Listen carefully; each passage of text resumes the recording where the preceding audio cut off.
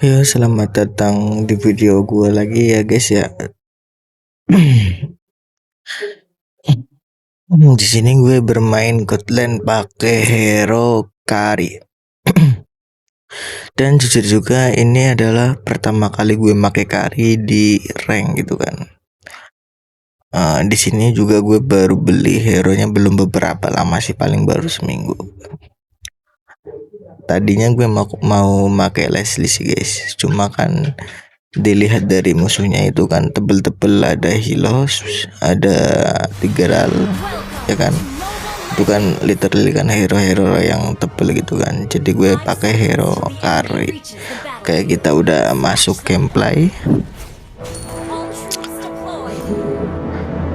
kita beli item. Kalau Kari biasanya gue pakai item attack speed ya guys ya. Beli item attack speed untuk apa ya kan? Untuk menyempurnakan pasif dari Kari ya kan. Jadi kalau attack speed pasif Kari itu lebih cepat terbuka, lebih cepat kepakai gitu kan. Oke. Oh ya, di sini gue juga sambil cerita nih guys ya. Nah, di 17 Agustus kemarin ya kan ya, itu kan rame-rame tuh berita viral yang mana banyak sekali masyarakat Indonesia itu memasang bendera One Piece ya kan. Dan dari pihak pemerintah tersendiri itu takut banget ketika masyarakat itu memasang bendera One Piece gitu. Apakah mereka tahu bendera apa yang masyarakat kibarkan? Itu bendera apa sih? Nah, ya kan, sebenarnya bendera itu adalah bukan bendera One Piece. One Piece itu tidak memiliki bendera. Jadi bendera tersebut adalah bendera gambar tengkorak yang memiliki topi jerami. Itu adalah topi yang itu adalah lambang ya kan, atau bendera yang menjadi simbol dari bajak laut yang dipimpin oleh Luffy atau Mugiwara gitu. Nah, terus kenapa kok pemerintah bisa takut seperti itu? Apakah mereka tahu arti dari bendera tersebut ya kan? Jadi di dalam kru topi jerami yang ini itu kan dipimpin oleh Luffy dan banyak sekali kru-kru lainnya seperti Zoro, terus Nami, Robin, Chopper dan lain-lain lah. Nah, di situ dalam satu kru itu apa ya? Itu mempunyai tujuan yang berbeda-beda, tetapi dalam satu kapal, dalam artian dalam satu forum gitu kan.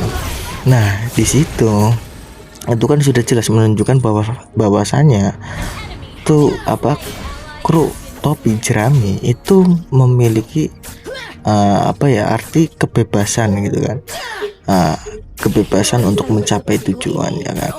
Dan juga ketika dilihat dari art di anime Luffy itu kan pasti pola-polanya itu sama. Datang ke suatu pulau tersebut dalam keadaan buruk atau dalam keadaan tertindas, seperti misalnya kayak Wano kemarin. Itu kan keadaan pulau tersebut sangat sangat buruk lah, udara tercemar, sumber air tercemar dan lain-lain. Terus kemudian Luffy datang membantu menyelesaikan masalah dan mengalahkan Yonkou yang bernama Kaido. Nah, di situ Luffy membantu untuk membebaskan negeri Wano itu ya kan, supaya tidak tertindas dari Yonkou Kaido. Karena kehadiran Yonkou Kaido itu membuat masyarakat tersiksa dari segi pangan, minum, sumber daya air, terus dalam segi industri ya kan. Di situ berdiri banyak pabrik yang membuat air tercemar, sumber pangan menjadi langka, tanah menjadi tidak subur. Kemudian datanglah Luffy, kru Mugiwara datang ke pulau tersebut untuk membebaskan negeri Wano gitu kan. Jadi polanya sama-sama, polanya sama. Setiap datang ke suatu pulau mesti itu datang membantu membereskan, mengasih solusi, mengalahkan, dan kemudian pulau yang ditetangi itu bebas. Jadi kenapa kok bendera yang dipasang oleh masyarakat itu bukan bendera-bendera lain kayak bendera milik apa Sainz, bendera milik Shirohige, bendera milik siapa siapa sih itu namanya, lupa gua, Bagi gitu kan. Kenapa bendera Luffy? Karena Luffy itu apa ya, MC yang memiliki kekuatan untuk membebaskan gitu kan. Dari segi latar cerita, dari ceritanya udah kelihatan setiap Luffy datang pasti setiap pulau yang ditetangi Luffy pasti pulau tersebut itu mengalami kehancuran. Kemudian Luffy datang membantu dan menyelesaikan masalah di pulau tersebut dan mengatasinya atau membebaskan pulau tersebut. Nah, jadi tujuan masyarakat Indonesia memasang ya kan bendera One Piece itu untuk menunjukkan bahwa negara ini tidak baik-baik saja. Jadi kan dilihat dari film Luffy atau One Piece itu kan, ketika ada kru topi jerami itu kan datang atau Mugiwara datang ke suatu pulau, pasti pulau tersebut tidak baik-baik saja. Maka ketika bendera One Piece itu dipasang di negara ini, berarti negara ini itu tidak sedang baik-baik saja. Nah, yang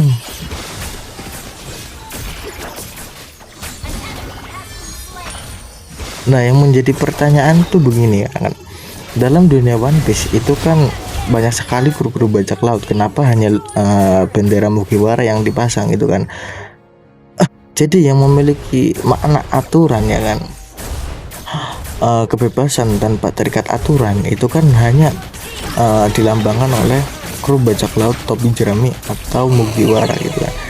Nah, sedangkan dari bendera bajak laut yang lainnya itu melambangkan yang mana, seperti halnya contoh bendera bajak laut Kaido gitu kan ya, atau Big Mom, itu kan melambangkan bahwasanya bajak laut tersebut itu bekerja sama dengan pemerintahan dunia gitu kan, dalam dunia One Piece. Seperti halnya pada Arch Warna itu kan dijelaskan kan bahwasanya Kaido atau Yonko tersebut itu dilindungi oleh pemerintahan dunia. Oke, kita dapat turtle kali ini udah mengumpulkan kill 413.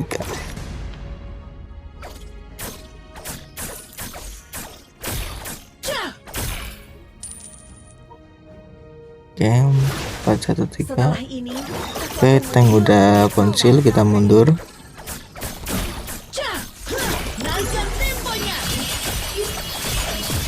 Jangan terlalu maksa, kalau maksa kita yang mati.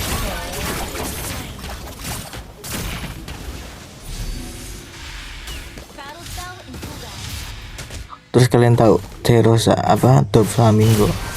Doflamingo adalah salah satu Shichibukai dari dunia One Piece, yang mana Shichibukai itu adalah salah satu bajak laut yang bekerja sama dengan pemerintahan. Salah satu anggotanya yaitu adalah Doflamingo atau bisa disebut dengan Joker gitu kan.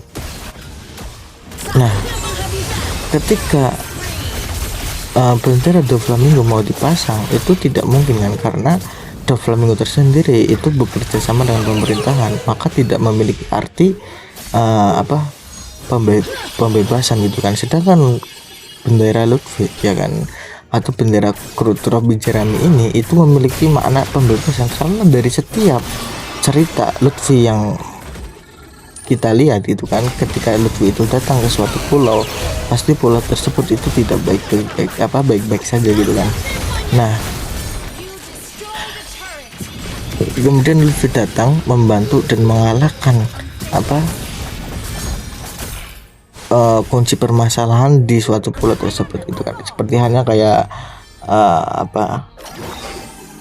seperti contoh cerita awal ini ya kan, ketika Luffy datang ke pulaunya Nami ya kan, datang ke pulaunya Nami atau ke tempat tinggalnya Nami, dan ternyata tempat tinggalnya Nami itu posisinya pulau tersebut sedang dijajah oleh Arlong, dan si Arlong itu adalah salah satu anggota Shichibukai yang bekerja sama dengan pemerintahan. Di situ Luffy datang untuk membantu Nami, yang mana Nami itu ditugaskan oleh Arlong untuk apa? Untuk mengumpulkan perampasan harta-harta bajak laut gitu kan. Kemudian untuk disetorkan atau diberikan kepada Arlong, yang dimana Nami tersebut itu diberikan janji palsu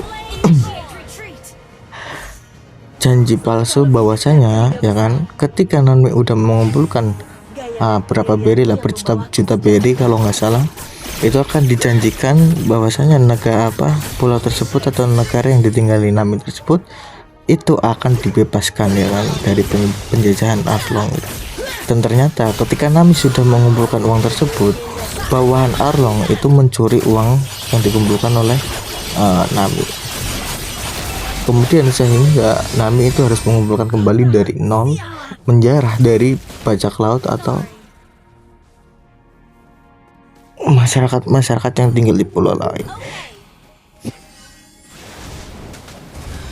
Nah itulah mengapa, dan apa sih itu arti One Piece sendiri. Sebenarnya para penonton anime Luffy atau One Piece itu tidak ada yang tahu One Piece itu apa sih. Tapi yang jelas One Piece adalah sesuatu harta karun yang bisa membuat kebebasan gitu kan, yang bisa membuat kebebasan antara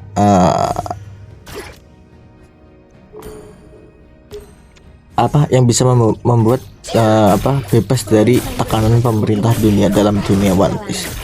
Intinya begitu sih One Piece. Bahkan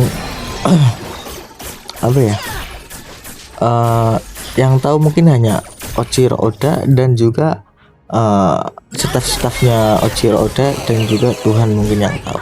Yang lain para penonton tidak ada yang tahu apa sih itu One Piece. Yang hanya para penonton itu hanya mempunyai teori, tapi teori tersebut tidak pasti. Yang pasti ini ya, One Piece itu adalah sesuatu harta karun yang bisa membuat kebebasan dari pemerintah gitu. Kita bisa lihat pemerintahan dunia One Piece itu sangat buruk, di mana pemerintahan dunia One Piece itu menghilangkan sejarah, menghapus sejarah dan mengganti sejarah yang baru, seperti halnya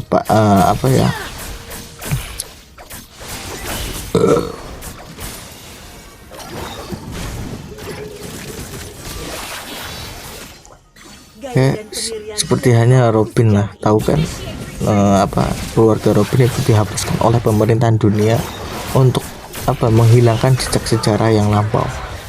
Jadi dunia One Piece itu sangat terlihat sekali dengan negara Indonesia ya kan. Saya itu menonton One Piece dari episode 1 sampai episode 1141. Itu tidak ada yang semuanya itu fakta atau semuanya itu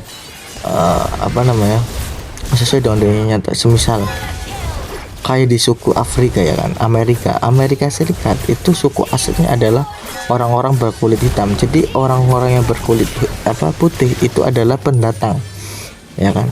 Jadi suku asli orang Amerika itu aslinya adalah hitam atau negroid gitu kan. Tetapi suku negroid tersebut itu jadi dulu ada perang antara Afrika dan pendatang suku Amerika, dan juga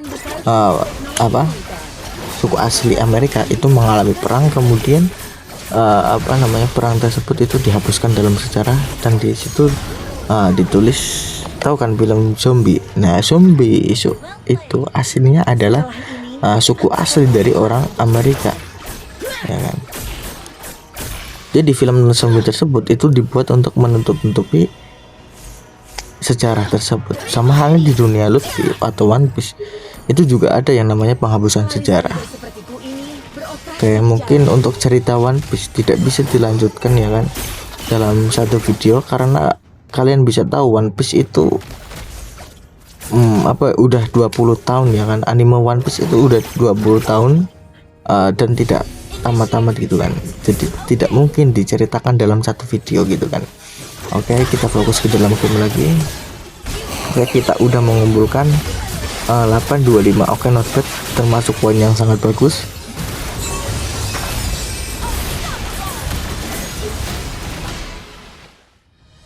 Oke, kita ternyata win ya.